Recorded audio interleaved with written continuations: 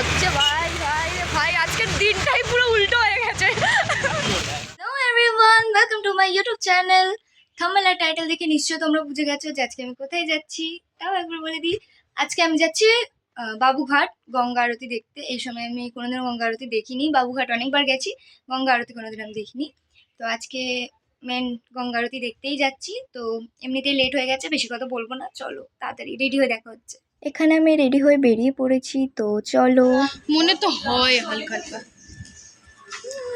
না, ভিডিও করছি আমি, ফটো তুলছি তো আমি। আমাকে বেশি কিউট লাগছে না, মাই গড। তোকে একটু সংস্কারী লাগছে না, আমাকে একটু তো ফাজলামো মারতে মারতে আমরা এখন উঠে পড়েছি অটোতে। অটো থেকে নেমে এবার আমরা দাঁড়িয়ে আছি, বাসের জন্য ওয়েট করছি, কিন্তু বাস তো আধ ঘন্টা ধরে আসছিলই না। ফাইনালি এলো আধ ঘন্টা পর একটা বাস। আমাদের লেট হয়ে গেছিলো, আরও লেট হয়ে গেল। তো যাই হোক, বাস যেটা এসেছিলো সেটা একদম ফাঁকা ছিল, অত ভিড় টিড় ছিল না। আমি জানলার ধারে একদম বসে এনজয় করতে করতে যাচ্ছিলাম। একদম হাওয়া, ওয়েদারটাও একদম খুব সুন্দর ছিল, না অত গরম লাগছিল আর না অত ঠান্ডা লাগছিল। মিনিমাম বাইরে বোধহয় মেঘ করেছে, বৃষ্টি হবে, আমার ওটাই চিন্তা হচ্ছিল। তারপর আমি জানি না এখানে কেন আমি ভিডিও করছিলাম, ভিডিও করতে করতে আমি এরকম ফেস বানাচ্ছিলাম, আমি জানি না। এখানে আমি রিয়েলাইজ করলাম যে না, আমার ঠোঁটে লিপস্টিক একদমই পুরো প্রচণ্ড হালকা করে লাগানো হয়েছে। তাই আমি কি করব, লিপস্টিক অ্যাপ্লাই করছিলাম বাসে বসেই। তো যখন আমাদের বাসটা শিয়ালদায় এলো, আরও ভালো হয়ে গেল। আমরা বাসের মধ্যে মিনিমাম 2-3 জনই ছিলাম, পুরো ফাঁকা বাস, ভুতুড়ে বাস লাগছিল, বিশ্বাস করো। তারপরে আমরা বাবুঘাটে নেমে যখন বাবুঘাটে ঢুকলাম তখনই ওয়াও, গঙ্গা আরতি একদম স্টার্ট হয়ে গেছিলো। তো যেটা দেখার ইচ্ছে ছিল সেটা তো ফাইনালি দেখেই নিলাম। এই গঙ্গা আরতির সময়, এই সময়টা যে এত বিউটিফুল লাগে, জায়গাটা এত সুন্দর লাগে, আমি হয়তো না দেখলে জানতেই পারতাম না। ভাগ্যিস আসলাম। কিন্তু এখানে আমার একটা জিনিস কনফিউজ হয়ে যাচ্ছিলাম যে এখানে গঙ্গা আরতির সময় ডিজে লাইট কেন চলছে, আমি জানি না, লাইটিং কেন হচ্ছে, হোয়াট এভার।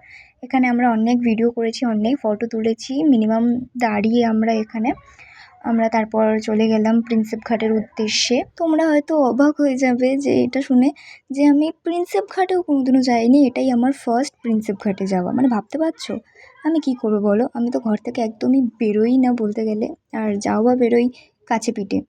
আর প্রিন্সেপ ঘাট যাওয়ার সময় আমি এই সুন্দর মন্দিরটা, উফ, জাস্ট ওয়াও, পছন্দ হয়ে গেল। মানে এখানেই আমার ঢুকতে ইচ্ছে করছিল, কিন্তু ঢুকতে পারলাম না, যেহেতু দেরি হয়ে গেছিলো, প্রিন্সেপ ঘাটে যেতে হবে।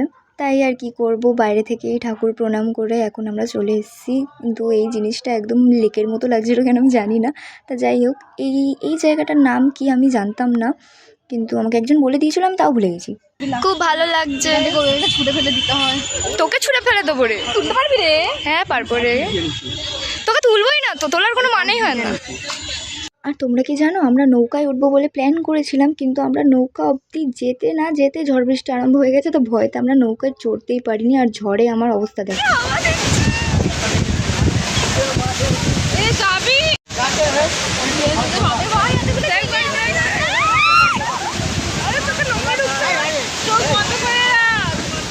তোমরা তো দেখতেই পেলে যে যে জায়গাটা আমরা বসেছিলাম, অর্থাৎ যেই বেঞ্চটায় আমরা বসেছিলাম, ওর পাশেই একটা গাছ আছে।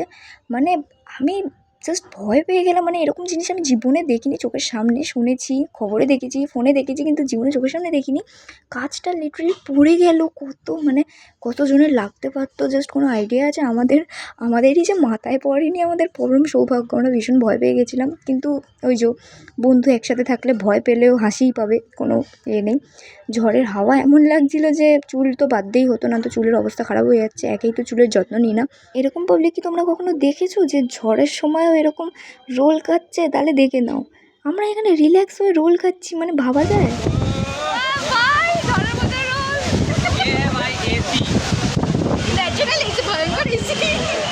তারপর কি, যেটার ভয় ছিল সেটাই হলো, বৃষ্টি আরম্ভ হয়ে গেল গাইস। বৃষ্টির মধ্যে এবার ওখানে এমন কোনো জায়গাও ছিল না যেখানে আমরা দাঁড়িয়ে বৃষ্টি থেকে বাঁচতে পারবো। তো আর কি, আমরা এখানে ভিজে গেছি, আর ভীষণ ঝোড়ো হাওয়া দিচ্ছিল, খুব ঠান্ডা লাগছিল। জাস্ট ঠান্ডায় আমার অবস্থাটা দেখি কেমন লাগছে মুখটা। ক্যামেরায় দেখ ঠান্ডা লাগছে। তোমরা জাস্ট ভাবো যে এখানে আমি ঠান্ডায় কাঁপছি আর আমার মহিলা মিত্র দাঁড়িয়ে দাঁড়িয়ে হাসছে। মানে কি বলবো আর। কিন্তু ও হাসলেও ও কিন্তু আমার এখানে কেয়ার করছে, দেখতেই পাচ্ছ ওর ভালোবাসাটা। যাই হোক, এখানে ওর নিজের রুমাল দিয়ে আমার চুল মুছিয়ে দিচ্ছিল, কারণ ও ভাবছিল আমার ঠান্ডা লেগে যাবে। এরকম বেস্ট ফ্রেন্ড পেতে গেলে ভাগ্য লাগে গাইস, ভাগ্য লাগে। ও হ্যালো হ্যালো, একা কিন্তু ওই আমার কেয়ার করে না, আমিও ওর কেয়ার করি, বাট আমি ওই দেখাই না আর কি। যাই হোক, বৃষ্টিটা একটু থামতেই আমরা এক মুহূর্ত লেট করিনি, বেরিয়ে পড়লাম বাস ধরার উদ্দেশ্যে, কিন্তু বাস ছিল লেট। যাই হোক, তো ফাইনালি বাস পেয়ে গেলাম। মানে এখানে আমি জানলার ধারে বসে বসে একটাই জিনিস আমার ভাবছিলাম যে ফার্স্ট টাইম গঙ্গা আরতি দেখতে গিয়ে এটা আমার কী হাল হলো, মানে ভাবা যায়। হোয়াট এভার, আমরা যেই বাসে উঠেছিলাম ওই বাসটা যেত শিয়ালদা, আমাদেরকে আবার শিয়ালদা থেকে অটোতে উঠতে হতো। আমার এখনো বহুত ঠান্ডা লাগছে ভাই। ভাবছি আমি বাস থেকে তো আমাদের নামিয়ে দিল, কিন্তু আমরা যেখানে থাকবো সেখানে কোনো কাণ্ড হবে না তা কি হতে পারে? হতে পারে না তো।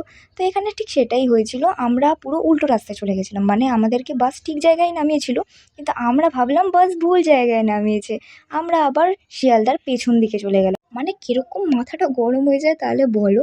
তারপরে আবার আমরা রিটার্ন হাঁটলাম কোনোভাবে, হনন করে গুগল ম্যাপ দেখে দৌড়ে দৌড়ে গেলাম শিয়ালদার মুখ দর্শন করতেই। আমাদের একদম রিল্যাক্স হয়ে গেলাম যে না, আমরা ঠিক আছি, আমরা হারিয়ে যাইনি। শিয়ালদায় পৌঁছে আমরা এক মুহূর্ত দেরি না করে তাড়াতাড়ি করে হেঁটে কোনো রকমের অটোতে উঠেছি। বাড়িতে তো সবাই ভীষণ টেনশন করছে, যেহেতু এত রাত হয়ে গেছে, তার মধ্যে ঝড় বৃষ্টি হচ্ছে বাইরে। আসার সময় ভেবেছিলাম যে যখন বাড়ি যাব আমার গোপালের জন্য কিছু নিয়ে যাব, কিন্তু এমন ঝড় বৃষ্টি হলো যে নিয়ে যাওয়া তো দূরের কথা, আমরা যেতে পারলে বাঁচি।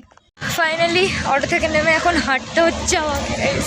আমার এখনও খুব প্রচণ্ড ঠান্ডা লাগছে, যেহেতু আমি পুরো মাথা থেকে গা পর্যন্ত পুরো ভিজা। মাথা থেকে গা বলছি, মাথা থেকে পা পর্যন্ত আমি ভীষণ ভিজা পুরো। এখন অটো থেকে নেমে আমাকে হাঁটতে হচ্ছে, এখন অনেকটা হাঁটতে হবে আমাকে। তারপরে গিয়ে প্রায় এখন বাজে প্রায় 10টা। আমার ঘড়িও খারাপ হয়ে গেছে ভিজে গিয়ে। এখন প্রায় বাজে 10টা। বহুত ঝাড় খাবো ঘরে গিয়ে গাইস। থ্যাংক ইউ ভিডিওটা পুরো দেখার জন্য। আর ভিডিওটা দেখে যদি তোমাদের ভালো লেগে থাকে প্লিজ লাইক কমেন্ট শেয়ার অবশ্যই করে দিও। আর আমার চ্যানেলে যদি তোমরা নতুন হয়ে থাকো প্লিজ চ্যানেলটিকে সাবস্ক্রাইব করে দিও।